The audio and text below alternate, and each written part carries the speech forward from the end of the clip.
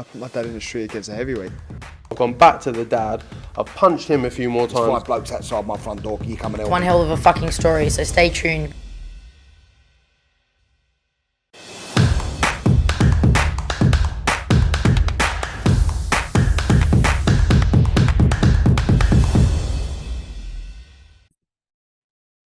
Andrew McCART, IFL TV, proudly sponsored by Everlast. Delighted to be joined by the big man himself, Nick Campbell. Nick, like I said to you before I pushed record there, it's been a while, mate. I didn't even catch up with you after you beat Jay McFarland back in February there. So we're now in at the end of August. What's been happening? Aye, so unfortunately I picked up a wee injury in training just after the fight, which has sidelined me for a bit. So thankfully rehab and stuff went well. I'm back full training now. So I targeting to get back out hopefully the beginning of October. So I'm just preparing with that. That's the mindset that we're back out fighting in the beginning of October now. So I don't have a date or anything confirmed yet, but that's what I'm aiming for. So I think I'm 5 weeks down now, back to full training after my injury and stuff like that. So obviously I trained throughout what I was able to do. So my fitness is good. I'm feeling sharp and keen to get a fight date soon. I bet you are keen, mate, because just going back to February, Jay McFarland, 2 Scottish heavyweights going at it, winning that Scottish title. What did that mean to you, man, that night? That was, listen, I've said in a few interviews, it was unbelievable to be involved in probably one of the biggest cards in Scottish boxing in the past wee while. Mm-hmm. At the best kind of venue, the Hydro, and obviously Josh Taylor's a pound for pound, well, my opinion, one of the pound for pound kings out there. So to be fighting on his undercard was incredible in my home city, Glasgow, against another Glaswegian for the Scottish belt, which hadn't been contested in 71 years, was incredible. Also been so late on in the card as well. There was an unbelievable crowd there. So everything, I couldn't have really made it up better myself. So I was just delighted to get in there and get the job done against a tough opponent in Jay, somebody who could take a lot of punishment. He was game, he came forward, unorthodox. So yeah, I was happy. Talk like Jay, man, like you said, they took a lot of punishment, but I mean, did you ever think you were going to get him out of there? It seemed like he just kept on trying to swing with that big right hand and try and take you out of there, but you were hitting him with some big shots, and he's tough as old boots, Jay. He's you know what I mean? As much as he's as a box of frogs, he is a tough, durable boy. So did you ever think you were going to get him out of there?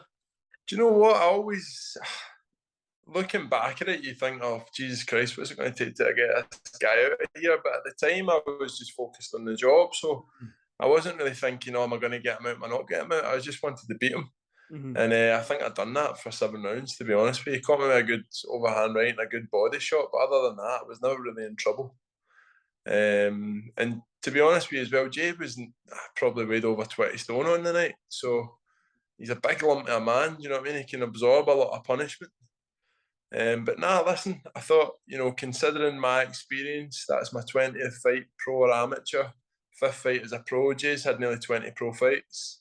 I know he's younger than me, but he's a lot more experienced in a professional boxing sense. And I thought I ticked all the boxes, and there was only one winner. Do you know what I mean? There was no doubt about it. So I don't think I could have done any more. Well, as you say, you couldn't have, because everyone wants the stoppage winning that, and that's what you got that night. But looking at the future, you said October. Right now, the heavyweight scene domestically in the UK is thriving with guys like Fraser Clark and Johnny Fisher. These young guys like yourself, in terms of experience, like you mentioned, they're coming through. Solomon Darcy's as well. It's a right time for you to get in there and get in the mix and start looking at that British title. And when I mention all these young names to you, these young guys that are coming through, how excited are you to be in the heavyweight division in the UK? No, definitely. I think they've just made a fight for the British title, haven't they? Nathan Gorman and Fabio Wardley. Yep. So 2 of the young up and comers. When I say young up and comers, they've been about for a wee while now, but 2 good pros, good with a lot of potential. So be interesting to see how that plays out. And I think to myself, I'm 5-0. I think. What's Fabio Wardley at 13, 14-0? I think so. I think he's up there. Yeah. Nathan Gorman's probably about 19-1 or something like that. So I think I've got a wee bit to go in terms of experience and learning my craft. But listen, that's what I'm aiming for. That's the level I want to get to. So, like I say, when I go back out again, and hopefully the beginning of October, it's going to be against a good, credible opponent and somebody who's going to challenge me and ask questions of me, and somebody I'm going to develop, not somebody who's just there to get a paycheck and move on. Somebody who's coming to give me a fight, and that's what I want.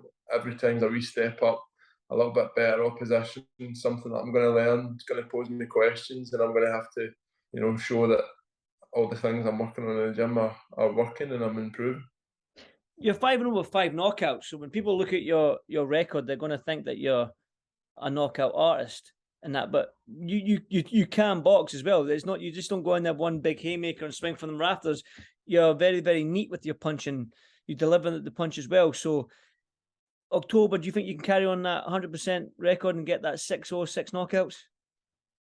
I think anybody who boxes, especially in the heavyweight division, knows I'm a really fit guy and I've got a high punch output. So when you get somebody who's nearly 19 stone hitting you constantly, doesn't matter how tough you are, you break down eventually. So that's what I'll be looking to do. I'll be looking to break somebody down and get them out there. I wouldn't say I'm a one-punch knockout artist, but the amount of punches and the volume of punches I throw, I feel like if I put it on somebody for the prolonged period of, a 6, 8 round, 10 round fight, I can get anybody out of there, and that's what I'll be looking to do next time out. Nick, like I said to you, it was good to get you on this call and that, because obviously from February, and you know me as that biased jock that I am, seeing two big heavyweight Scottish guys going at it and fighting for a title that's not been contested for 71 years, I got excited about it. But as a boxing fan yourself, I'm guessing you would have watched the Usyk beat Joshua in the rematch, and your thoughts on the fight itself? Yeah, I think since February, we've had some massive heavyweight nights. We obviously had Fury and Dylan White in between then as well. Big man got a pretty convincing knockout win over Dylan White, and obviously just last weekend there we had Fury and Usyk. I feel as if Joshua gave a really good account of himself. I think all it boils down to is Usyk is an unbelievable boxer and a top special fighter. I don't think you can lose any credibility losing to a guy like that. I thought, I seen something like Hughie Fury saying he should have put it on him for longer. It's easy to say that. It's really easy to say that. It's much harder to do against the guy. Do you know what I mean? He's incredible. I think he had him hurt 9th, but again, he just showed his class, didn't he? Came at the 10th, 11th, and 12th and pulled away. So I think Joshua probably has to go away now, consolidate, get together with his loved ones and teammates and his team around him, and decide what he wants to do next. But I definitely think he can come again. There's some massive fights from him, and I do believe he can become a 3-time world champion. I just don't think against Usyk or Fury. And then going forward, I think everybody in the world now wants to see it. Tyson Fury against Alexander Usyk. I heard something online, they were shouting a date in December, but you never know what to believe. But I'd like to think that that's true, because I think every boxing fan on the planet wants to see that one. Not just boxing fan, I think just every sports fan. I think if you're a sports fan and whenever you get two heavyweights going at it, especially for that undisputed title, everyone loves a heavyweight fight because you're almost guaranteed a knockout. Do you know what I mean? And I think that every sporting fan in the world is going to want to see this Usyk versus Tyson Fury. 2 undefeated heavyweights. The skill set that's going to be on display with both men is going to be ridiculous. You've got the slick southpaw, the movement of Usyk, and then obviously you've got the giant 6'9", who can argue that moves like Usyk in some ways, that he does switch southpaw, he does use his feet a lot more than most heavyweights. So it's going to be an intriguing fight. You know what? The old adage, a good big one always beats a good wee one. I really think that Fury will do a number on him. I think it'll be an incredible fight. And when I say I think Fury will do a number on him, I don't think Fury's going to bulldoze him, but I just think Tyson's also a great boxer. And I just think he'll do his homework. He's got the IQ. And most importantly, he's got that 19 stone, 6'9" frame that Usyk doesn't have. And I think I back Fury big time to do the business. But having said that, like I said, Usyk's an incredible boxer. And he's also, you know, he is a bit of a genius in the boxing sense. So I'm sure he's got a game plan. I'm sure he's got something worked out. He's not going to go into that fight thinking that he's going to get beat. He's going to have a game plan and something he wants to execute to beat Tyson. So you can't discount him. But I just feel that Fury's size, his boxing IQ, and the weight advantage will be too much for Usyk to overcome. What did you make of the aftermath of the Joshua Usyk fight when Joshua looked like he chucked his Usyk's belts out the ring and he done that passionate speech after it as well? And do you know what I mean? As nobody's been under that pressure, having millions of people watching you have a fight, which is again daunting in itself. So obviously, do you feel like the pressure may have got to him carrying all that on his shoulders for so long? I always, you know, it's interesting. There was a guy, I put a couple of tweets out, you know, responding to different things I seen on Twitter. And I kind of said to somebody, you know, until you've walked a mile in someone's shoes, you can't judge them. Mm-hmm. And I don't think there's many people on the planet who've walked a mile in a guy like Anthony Joshua's shoes. He's one of the most recognisable athletes on the planet. Wherever he goes, whenever he fights, he carries the hope of the nation on his shoulders. Mm. He's obviously put a lot of pressure on himself as well to get it done. For me, you know, I would have liked his team maybe to try to protect him a wee bit from himself there, because emotions are high, you know, very raw. He's in the moment. And maybe one of them should have put an arm around him and went, Josh, let's, you know, leave it now, mate. Let's go and let's, you know, consolidate our thoughts and then we can speak about it. But you know what?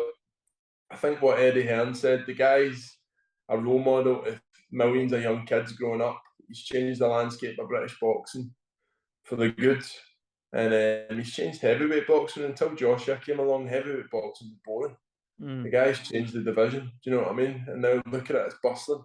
And I think a lot of it's down to him. So, you know what? I'm not defending his actions after the fight at all. If it was me, I would be a wee bit embarrassed myself. But I think we have to overlook that. It was in the heat of the moment. Emotions are running high. The guy's been an incredible ambassador for the sport. And I still think he's got loads of big nights ahead of him. And he should be celebrated for what he's achieved and what he's done. The guy's a winner in life. So for me, you look past that and you look at the bigger picture and what he's done for boxing. Definitely. I agree with everything you said then. It was well put, man. You're obviously more articulate than me, Nick, which was nice to hear, because there's a lot it's easy for somebody to put a man down when he's at his lowest, to kick a man down when he's at his lowest. But do you know what? After my fight on Sky, the amount of hate and haters you get out there slagging you and doing this and doing that, you need to remember a lot of these guys. Yeah. Sorry, Nick. There, you must have cut me off there because I assumed that you were probably answering some messages there and actually cut me off. But listen, all good. Yeah, you were saying that after your fight on Sky, you got a lot of hate. Yeah, you know what? I got a lot of people, you know, calling me out, this, that, the next thing. You know, at the end of the day, I've just came up. I've been lucky enough with my background, you know, because I'm a heavyweight, because I'm Scottish, I got that opportunity. I never asked for that opportunity. It was presented to me. Just as everything is, I'm professional. And I go out there and I do my best and apply myself as best I can. I'm not, you know, one to profess that I'm the best in the world or I'm this or I'm that. I'm learning every day. But, you know, there's a big platform now for a lot of people to go out there, and there's a lot of hate that goes to a lot of people. And I think, you know, as a society, like I said earlier in the interview, you should never judge someone unless you've walked a mile in their shoes. And anybody who has walked a mile in somebody else's shoes probably won't judge them. So I think it's easy for us to criticise. It's easy for us to point the finger at people in the society we live in. But I do feel as if we should try and celebrate people more and look for the best in people and what they've achieved and what they're trying to achieve, rather than putting people down. Listen, Nick, that was absolutely fantastic, man. That's a great way to end this interview, and it's perfect, well said as well. And I totally agree with everything you said there. And for me, it's great to see that you're back out. Because, like I said, I thought, where is the big man? He's gone missing. No, but it was good to see that you're back in October. I'll keep an eye out for the fight date, and we'll get another chat when opponent and fight date's announced, if that's okay. Definitely. And they've always got 10 minutes for you. Don't worry about that. And I've got an hour for you, mate. Don't worry about that. No, I appreciate it, Andy. Thank you. I'll keep in touch and hopefully speak Cheers, to you Nick. soon. Keep training Cheers, hard. mate. See you soon. Cheers, brother.